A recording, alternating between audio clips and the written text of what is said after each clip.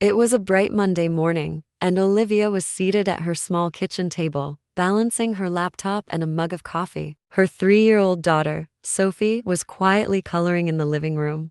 She froze for a moment, hoping it would stop, but the music continued, punctuated by an occasional off-key vocal. "Great," Olivia muttered under her breath. "Just what I needed."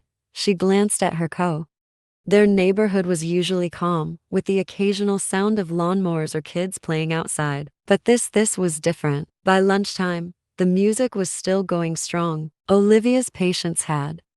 Olivia sighed and went back inside. She told herself it was just one day. Maybe he'll stop soon, she thought. But as the days went on, the music didn't stop. Mornings, afternoons, even weekends at S.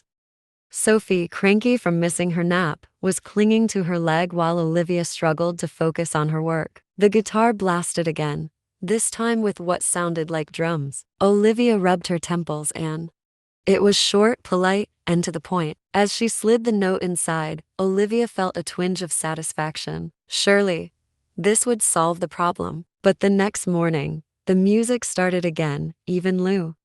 The music had started earlier than usual, a fast-paced riff that reverberated through the walls. Her note had clearly been ignored, and her frustration was at an all-time high. Okay, so the polite AP. He was adjusting an amplifier, completely oblivious to the world around him. No wonder he didn't respond, Olivia thought. He's probably too busy rocking out to notice anything else. By mid-afternoon. Any advice before I lose my mind? Karen, have you tried talking to him? Like, actually talking? Olivia. Talking? To him? What if he's weird? Karen. Better than going crazy. Just say something. The next morning, armed with a forced smile and a little courage, Olivia walked across the street. She rehearsed her opening line in her head as she approached the gate to Jack's backyard. "Excuse me. I live across the street. I wanted to talk about the music." Jack's smile faltered slightly. "Oh no.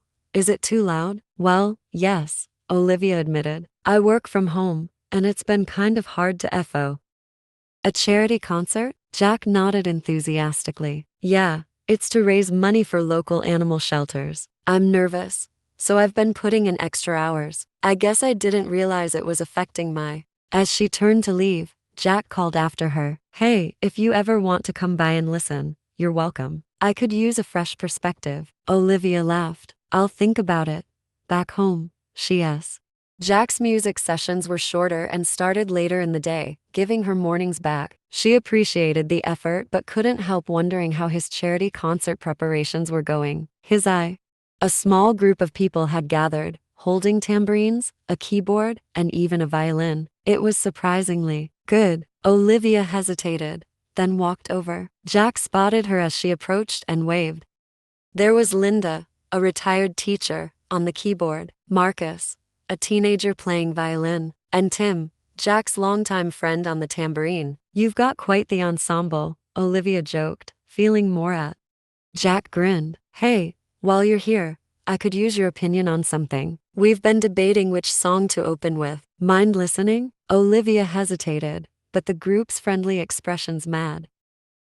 "So, what do you think?" "It's great," Olivia said honestly. "It's upbeat and catchy, perfect for an opener." Jack beamed. "Thanks, that means a lot." Before Olivia left, Jack handed her a flyer for that evening. As she tucked Sophie into bed, Olivia found herself humming the tune Jack had played. For the first time, the music didn't feel like noise, it felt like connection. The week of the concert, she wasn't sure what to expect, but Jack's genuine effort to accommodate her had changed her perspective. Supporting his cause felt like the least she could do. That evening, Olivia and Sophie arrived. "Look, Mommy, puppies," Sophie squealed, pointing to a pen where volunteers were showcasing adoptable dogs. Jack spotted them and jogged over, guitar slung across his back. "Olivia, you made it, and just remember, everyone's here for a good cause. They'll love it." As the sun set, the concert began. Jack and his band opened with the song Olivia had helped pick, and it was a hit. The crowd clapped.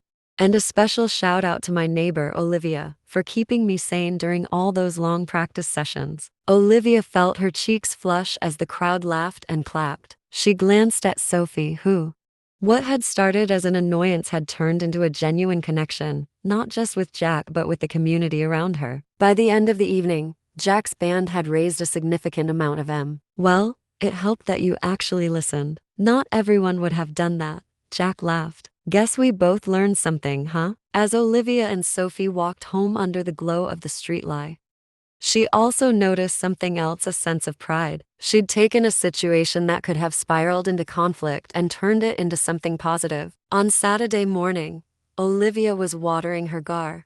Wow, Olivia said, genuinely touched. This is so thoughtful. Jack shrugged, smiling. It's the least I could do. You helped me get through this, and we raised over $5,000 for the S.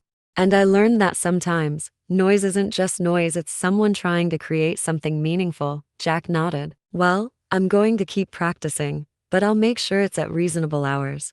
Mommy, can we go back to the park? Olivia knelt down and hugged her. Maybe next time, sweetheart, but we can make music here at home if you want. Sophie's eyes lit up. Really? Can we use pots and?